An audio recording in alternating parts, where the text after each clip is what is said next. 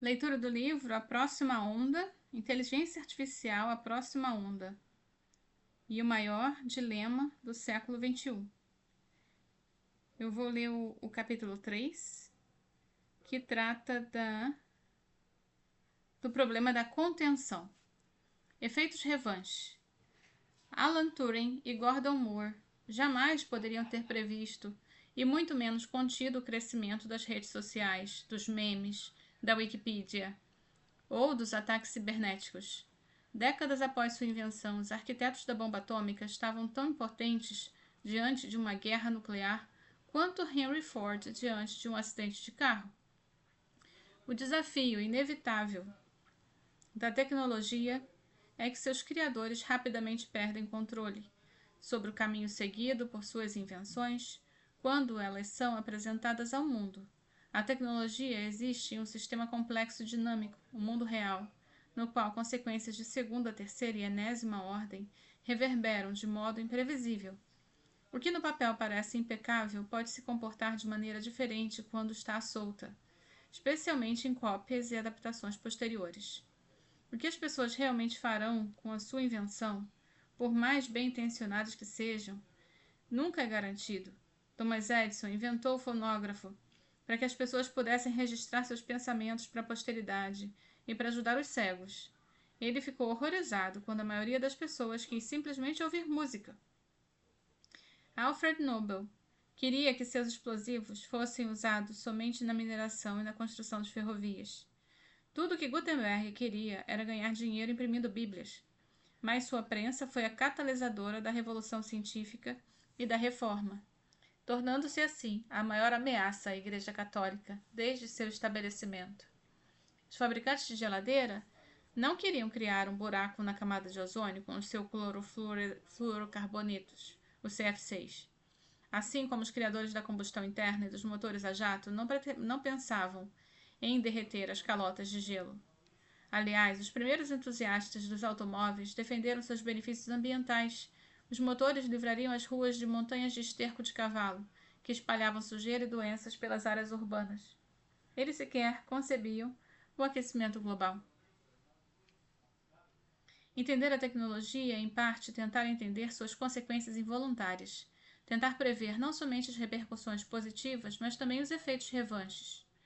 Dito de modo simples, qualquer tecnologia é capaz de dar errado, com frequência de maneiras que contradizem diretamente seu propósito original. Pense na maneira como os opioides prescritos criam dependência, como o uso excessivo de antibióticos se tornou menos inofensivo ou como a proliferação de satélites e de seus detritos criaram riscos para as viagens espaciais. Quando a tecnologia prolifera, mais pessoas podem usá-la, adaptá-la, modelá-la da maneira que quiserem, em cadeias de causalidade que estão muito além da compreensão individual. Conforme o poder de nossas ferramentas cresce exponencialmente e o acesso a elas aumenta em grande velocidade, o mesmo se dá com os danos potenciais em um labirinto de consequências que ninguém pode totalmente prever ou evitar. Um dia alguém está escrevendo equações em um quadro negro ou mexendo em um protótipo na garagem, uma tarefa aparentemente irrelevante para o mundo mais amplo. Décadas depois, essa tarefa cria questões existenciais para a humanidade. Conforme construíamos sistemas cada vez mais poderosos, esse aspecto da tecnologia passou a me parecer cada vez mais urgente. Como podemos garantir que a nova onda das tecnologias faça mais bem que mal? O problema da tecnologia aqui é o problema da contenção. Embora esse aspecto não possa ser eliminado, ele pode ser reduzido.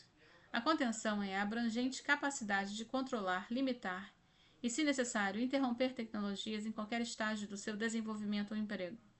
Ela significa, em algumas circunstâncias, a habilidade de impedir que a tecnologia prolifere, em primeiro lugar, interrompendo a reverberação de consequências imprevistas. Boas e más. Quanto mais poderosa a tecnologia, mais entranhada ela está em toda a faceta da vida e da sociedade. Assim, os problemas da tecnologia tendem a escalar paralelamente às suas capacidades, de modo que a necessidade de contenção se intensifica com o tempo. Isso isenta de alguma maneira os tecnólogos? De modo algum. Mais que qualquer outro, cabe a nós enfrentar esse problema. Podemos não ser capazes de controlar os destinos finais de nosso trabalho ou seus efeitos de longo prazo, mas isso não é razão para abdicarmos da responsabilidade. As decisões que tecnólogos e sociedades tomam na fonte ainda podem modelar os resultados. Só porque as consequências são difíceis de prever, não significa que não devemos tentar. Na maioria dos casos, a contenção se refere ao controle, à capacidade de interromper um uso, alterar uma direção de pesquisa ou negar acesso a atores nocivos. Significa preservar a habilidade de conduzir as ondas para assegurar que seu impacto reflita nossos valores, ajude-nos a prosperar como espécie e não introduza danos que superem os benefícios. Esse capítulo mostra quão desafiador e raro é conseguir isso tudo que se disse até agora. Para muitos, a palavra contenção traz ecos de Guerra Fria. O diplomata americano George F. Kennan argumentou que o principal elemento de qualquer política norte-americana em relação à União Soviética deve visar a contenção de longo prazo, paciente, mas firme e vigilante, das tendências expansionistas russas, vendo o mundo como um campo de conflito em perene modificação. Kennan afirmou que as nações ocidentais precisavam monitorar e se contrapor ao poder soviético onde quer que se encontrassem, contendo seguramente a ameaça vermelha e seus tentáculos ideológicos em todas as dimensões. Embora essa leitura da contenção ofereça algumas lições úteis, ela é inadequada a nossos propósitos.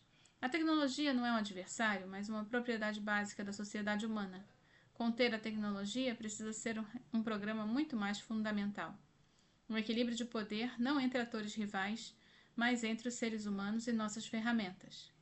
É um pré-requisito necessário para a sobrevivência de nossa espécie no próximo século. A contenção inclui regulamentação, mais segurança técnica, novos modelos de governança e propriedade e novos modos de prestação de contas e transparência. Todos precursores necessários, mas não suficientes, de uma tecnologia mais segura. Trata-se de uma trava abrangente unindo engenharia de ponta, valores éticos e regulamentação governamental. A contenção não deve ser vista como resposta final a todos os problemas tecnológicos. Ela é antes o primeiro e crítico passo, uma base sobre o qual construir o futuro. Pense na contenção, então, como um conjunto de mecanismos técnicos, culturais, legais e políticos, interligados e mutuamente reforçadores, para manter controle social sobre a tecnologia em uma época de mudança exponencial. Uma arquitetura à altura de tarefa de conter o que outrora seriam séculos ou milênios de mudanças tecnológicas acontecendo agora, em questão de anos ou mesmo meses, com consequência para que ricocheteiem pelo mundo em segundos. A contenção técnica se refere ao que acontece em um laboratório ou instalação de pesquisa e desenvolvimento. Em inteligência artificial, por exemplo, significa lacunas de ar, caixas de areia, simulações, interruptores e medidas embutidas de segurança, protocolos para verificar a segurança, a integridade ou a natureza não comprometida de um sistema e desligá-lo se necessário. Então vêm os valores e culturas ligados à criação e disseminação, que sustentam fronteiras, camadas de governança, aceitação de limites e vigilância para danos e consequências imprevistas. Por fim, a contenção inclui mecanismos nacionais e internacionais, regulamentações aprovadas por legislaturas nacionais e tratados negociados na ONU e outras entidades globais. A tecnologia está sempre profundamente embrenhada em todos os níveis de leis e costumes, normas e hábitos, estruturas de poder e de conhecimento de qualquer sociedade. Todos precisam ser abordados. Retornaremos a isso com mais detalhes no capítulo 4. Mas agora, você pode estar se perguntando: já tentamos conter uma onda antes? Já dissemos não? Quando as prensas móveis começaram a rugir na Europa no século XV, o Império Otomano teve uma resposta bastante diferente. Tentou bani-las. Descontente com a perspectiva da produção maciça e não regulamentada de conhecimento e cultura, o sultão considerou a prensa uma inovação estrangeira, ocidental, a despeito de rivalizar com cidades como Londres, Paris e Roma em termos de população. Istambul só passou a ter prensas móveis sancionadas em 1727, quase 3 séculos após a sua invenção. Durante muito tempo, os historiadores viram a resistência do Império Otomano como exemplo clássico de tecno-nacionalismo inicial, uma rejeição consciente e retrógrada da modernidade. Mas é mais complicado que isso. Nas regras do Império, somente os caracteres árabes foram banidos? não a impressão em geral. Mais que uma postura fundamentalmente antitecnológica, o banimento se deveu ao imenso custo e complexidade de imprimir textos em língua árabe. Somente o sultão podia financiar a impressão, e sucessivos sultões tiveram pouco interesse por ela. Assim, a impressão otomana parou. Durante algum tempo, o império disse não, obrigada. Mas, finalmente, como em todo o mundo, a impressão se tornou um fato na vida do Império Otomano e nos países descendentes. Parece que os estados podem dizer não, mas conforme as coisas ficam mais baratas e são mais amplamente usadas, não podem dizer não para sempre. Em retrospecto, as ondas podem parecer suaves e inevitáveis, mas há uma variedade quase infinita de fatores menores, locais e frequentemente arbitrários, que afetam a trajetória de uma tecnologia. Aliás, ninguém deve pensar que a difusão é fácil. Ela pode ser cara, lenta e arriscada, ou exigir dolorosas mudanças de comportamento, só realizáveis ao longo de décadas ou vidas inteiras. Ela tem que lutar contra os interesses e conhecimentos estabelecidos e contra aqueles que com ciúmes se agarram a ambos. O medo e a suspeita de tudo que é novo e diferente são endêmicos. Todo mundo, de guildas de artesãos habilidosos a monarcas desconfiados, tem uma razão para recuar. Os lúditas, os grupos que rejeitam violentamente as técnicas industriais, não são uma exceção no que se refere à chegada da nova tecnologia, eles são a norma. Em tempo medieval, o Papa Urbano II quis banir a balestra. A rainha Elizabeth I vetou um novo tipo de máquina de tricô no fim do século XVI porque poderia aborrecer as guildas. As guildas criticavam e destruíam novos tipos de teares em torno de Nuremberg, Danzig, Países Baixos e Inglaterra. John Kay, inventor da lançadeira transportadora, que tornou a tecelagem mais eficiente e foi uma das tecnologias chaves da Revolução Industrial, ficou com tanto medo das represálias violentas que fugiu da Inglaterra para a França. Imagine.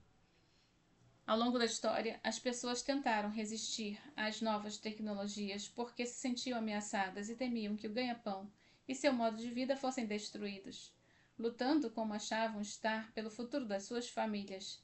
Se necessário, elas destruíam fisicamente o que estava por vir. Se as medidas pacíficas falhassem, os luditas queriam destroçar a onda da maquinaria industrial.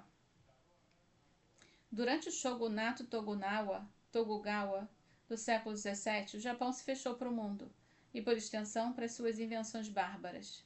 Durante quase 300 anos, como a maioria das sociedades ao longo da história, desconfiava do que era novo, diferente e disruptivo. Similarmente, a China rejeitou a missão diplomática britânica e sua oferta de tecnologia ocidental no fim do século XVIII, com o imperador Qianlong argumentando: nosso império celestial possui todas as coisas em prolífica abundância e não carece de nenhum produto do interior de suas fronteiras. Assim, não há necessidade de importar manufaturas de bárbaros estrangeiros. Nada disso funcionou. A balestra sobreviveu até ser substituída pelas armas. A máquina de tricô da rainha Elizabeth retornou, séculos depois, na forma de teares poderosos que deram início à Revolução Industrial. A China e o Japão estão hoje entre os países mais tecnologicamente avançados e globalmente integrados da Terra. Os luditas tiveram tanto sucesso se opondo às novas tecnologias industriais, quanto donos de cavalos e fabricantes de carruagens tiveram se opondo aos carros. Onde há demanda, a tecnologia sempre irrompe, ganha tração e conquista usuários. Quando se formam, as ondas são quase impossíveis de parar. Como os otomanos descobriram em relação à impressão, a resistência tende a ser corroída pela passagem do tempo. A natureza da tecnologia é se disseminar, quaisquer que sejam as barreiras. Muitas tecnologias vêm e vão, você não vê muitas penny farthings ou Segway, nem ouve muitas fitas cassete ou minidiscs. Mas isso não significa que a mobilidade pessoal e a música não sejam ubíquas. Tecnologias mais antigas foram substituídas por formas novas e mais eficientes. Não andamos em trens a vapor ou escrevemos em máquinas de escrever, mas sua presença fantasmal vive em seus sucessores, como os Shinkansen e os MacBooks. Pense em como o fogo, as velas e as lamparinas a óleo, como partes de ondas sucessivas deram lugar às lamparinas a gás, e depois às lâmpadas elétricas e agora às lâmpadas de LED, fazendo a totalidade da luz artificial aumentar a cada vez que a tecnologia subjacente mudava. As novas tecnologias substituem múltiplas predecessoras, assim como a eletricidade passou a fazer o trabalho tanto das velas quanto dos motores a vapor. Os smartphones substituíram navegadores por satélite, câmeras, PDAs, computadores e telefones. Inventaram uma classe inteiramente nova de experiência: os aplicativos de celular. Quando as tecnologias permitem que você faça mais por menos, seu apelo cresce, juntamente com a sua adoção. Imagine tentar construir a sociedade contemporânea sem eletricidade, água encanada ou remédios. Mesmo que conseguisse, como você convenceria alguém de que a troca seria válida, desejável, decente? Poucas sociedades conseguiriam se remover com sucesso da fronteira tecnológica. Fazer isso usualmente é parte de um colapso ou causa não há maneira realista de recuar. As invenções não podem ser desinventadas ou bloqueadas indefinidamente. Assim como o conhecimento não pode ser desaprendido ou impedido de se disseminar. Exemplos históricos dispersos nos dão poucas razões para acreditar que poderiam se repetir. A Biblioteca de Alexandria foi abandonada e finalmente pegou fogo, com parcelas de conhecimento clássico sendo perdidas para sempre. Mas no fim das contas, a sabedoria da antiguidade foi redescoberta e revalorizada. Auxiliada pela ausência de ferramentas modernas de comunicação, a China manteve a produção de seda em segredo durante séculos. Mas graças a 2 determinados monges nestorianos, o segredo vazou no ano de 552. Tecnologias são ideias, e ideias não podem ser eliminadas. A tecnologia é uma cenoura eternamente pendurada à nossa frente, constantemente nos proponendo mais, melhor, mais fácil, mais barato. O nosso apetite pelas invenções é insaciável. A aparente inevitabilidade das ondas não vem de ausência de resistência, mas do fato de que a demanda vencer tal resistência de modo esmagador. As pessoas frequentemente disseram não, desejando conter a tecnologia por uma série de razões, mas nunca foi suficiente. Não é que o problema da contenção não tenha sido reconhecido pela história, é que ele nunca foi solucionado. Há exceções? Ou a onda sempre quebra por toda parte, no fim das contas? Bem, essa é parte da leitura. Continuo no próximo vídeo.